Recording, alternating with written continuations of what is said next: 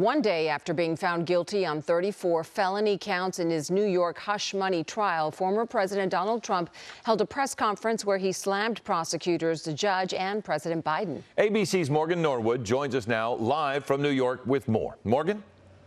Yeah, Philip, Giovanna, Donald Trump essentially railing on the judge, the DA, Michael Cohen, the star witness in this case. The former president is defiant as he vows to appeal the conviction. Meanwhile, President Biden, for the first time, weighing in on that verdict.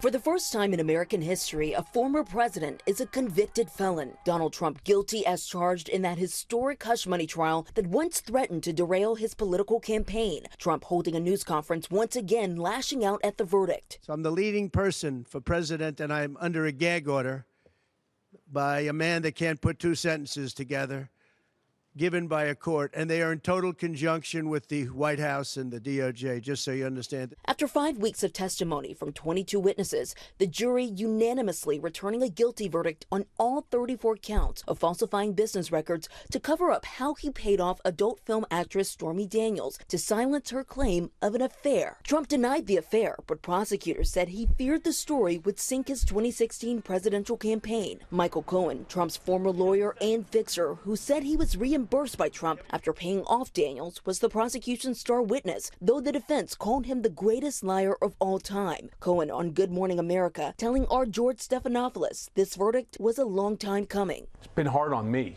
but as hard as it is on me, watching my family suffer as a direct result of my actions and the misloyalty that I gave to Donald, it's something that haunts me every day. The jury deliberated for nearly 10 hours before announcing they reached a verdict. All of this just moments before the judge was set to dismiss court for the day. The tone in the courtroom taking a dramatic turn, with Trump, who had been joking and laughing with his defense team, suddenly stone-faced as the guilty verdict was read. Outside of the courtroom, crowds erupting into cheers, celebrating the conviction.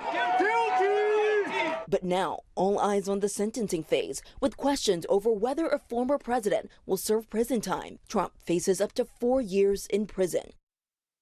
With that said, as for sentencing, Trump will learn his fate on July 11th. That is just 4 days before the Republican National Convention. Again, he could face penalties ranging from a fine or probation up to 4 years behind bars. Philip.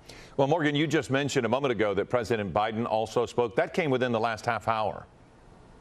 Yeah, that's right. Look, Biden has largely refrained from publicly commenting on this case as the trial was ongoing, right, Philip? But now that there's a verdict, we are hearing from Biden for the first time. He just said moments ago during a presser about the Middle East, saying that no one is above the law. That is a quote. He says that is a principle that was reaffirmed with this verdict. He also fired back at Trump's claim that this trial was, quote, rigged.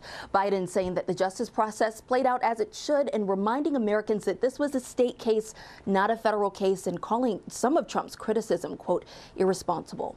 Hello, I'm Mark Brown. Get more great ABC7 content by clicking the subscribe button for our YouTube channel and download the ABC7 Los Angeles streaming app on Fire TV, Android TV, Apple TV, and Roku to watch on your TV.